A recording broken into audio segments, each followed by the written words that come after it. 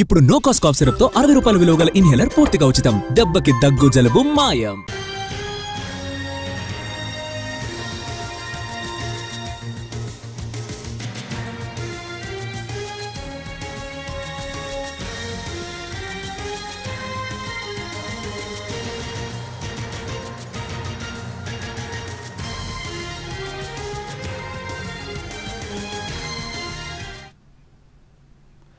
ఐబొమ్మ కేసులో ED enter అయింది. Hyderabad సిపికి enforcement directorate అధికారులు లేఖ రాశారు. ఐబొమ్మ కేసులో మనీ లాండరింగ్ జరిగినట్లు అనుమానిస్తున్న ఈడీ ఈ కేసుకు సంబంధించిన పూర్తి వివరాలు ఇవ్వాలని సిపిని కోరింది.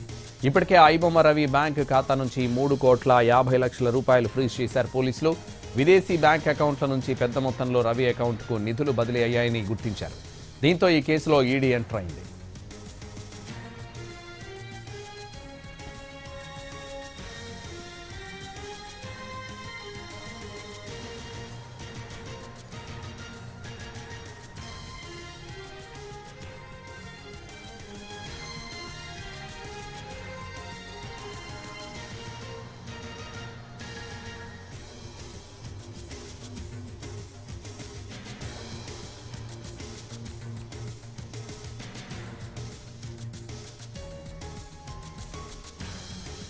ఐబొమ్మ కేసులో ఈడీ ఎంటర్ అయింది. హైదరాబాద్ సిపికి ఎన్ఫోర్స్మెంట్ డైరెక్టరేట్ అధికారులు లేఖ రాశారు.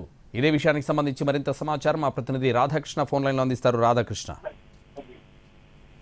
సంతోష్, ఐబొమ్మ నిర్వాహకుడు ఇమ్మడి రవికి సంబంధించి ఒకవైపు ఇప్పటికే అరెస్టు రిమాండ్ కూడా అయిపోయింది. మళ్ళీ అతని కస్టడీలోకి కూడా తీసుకోవాలని పోలీసులు భావిస్తున్నారు. ఈ నేపథ్యంలోనే ఇప్పటి వరకు జరిపిన దర్యాప్తులో ప్రధానంగా ఇమ్మడి రవి తన అకౌంట్స్ నుంచి క్రిప్టో కరెన్సీ ద్వారా కోట్ల రూపాయల నగదును ట్రాన్సాక్షన్ చేసినట్లు కూడా గుర్తించిన నేపథ్యంలో ఈడీకి పూర్తి స్థాయిలో దర్యాప్తు చేయాలని ఇప్పటికే హైదరాబాద్ కమిషనర్ సజ్జనార్ కోరడం జరిగింది. ఈ నేపథ్యంలోనే ఈడీ అధికారులు సిపి సజ్జనార్కి ఒక లేఖ రాశారు. కేసుకు సంబంధించిన డీటెయిల్స్ అన్నింటినీ కూడా తమకు అందజేయాలని కూడా కోరడం జరిగింది. ఈ నేపథ్యంలో ఈడీ డాక్యుమెంట్స్ అందిన వెంటనే ఈసీఐఆర్ నమోదు చేయబోతుంది. ఈసీఐఆర్ నమోదు చేసిన తర్వాత ఈ కేసుకు సంబంధించిన దాంట్లో ఈడీ తదుపరి దర్యాప్తును ప్రారంభించబోతుంది. ఎందుకంటే ఇప్పటికే ఐబొమ్మ రవికి సంబంధించిన బ్యాంకు ఖాతాను గుర్తించి దాదాపు 3.5 కోట్ల నగదును కూడా హైదరాబాద్ పోలీసులు సీజ్ చేయడం జరిగింది. అలాగే ఈ క్రిప్టో కరెన్సీకి సంబంధించి ఒకే అకౌంట్ కి 15 లక్షల రూపాయలు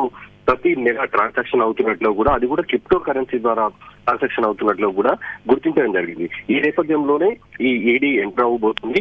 ఇప్పటికే లేఖ రాశారు కాబట్టి మరో 2 రోజుల్లో ఈడీకి ఈ కేసుకు సంబంధించిన పూర్తి డాక్యుమెంట్స్ అందిన వెంటనే ఈడీ ఈసీఐఆర్ నమోదు చేసి ఈ కేసులో క్రిప్టో కరెన్సీతో పాటు మనీ లాండరింగ్ కి సంబంధించిన అంశాలు, ఎందుకంటే విదేశాలలో ఉంటూ ఈ మొత్తం నగదు ట్రాన్సాక్షన్ ని చేయడం జరిగింది కాబట్టి ఈ వీటినన్నిటికి కూడా వెలుగులోకి తీసుకొచ్చేందుకు, అలాగే ఎక్కడ ఏ అకౌంట్ల ద్వారా ఈ ట్రాన్సాక్షన్ చేశారనేది గురించి ఆ అకౌంట్లను ఫ్రీజ్ చేయడం అనేది చేయడానికి ఈడీ త్వరలో రంగంలోకి దిగబోతుంది. సంతోష్.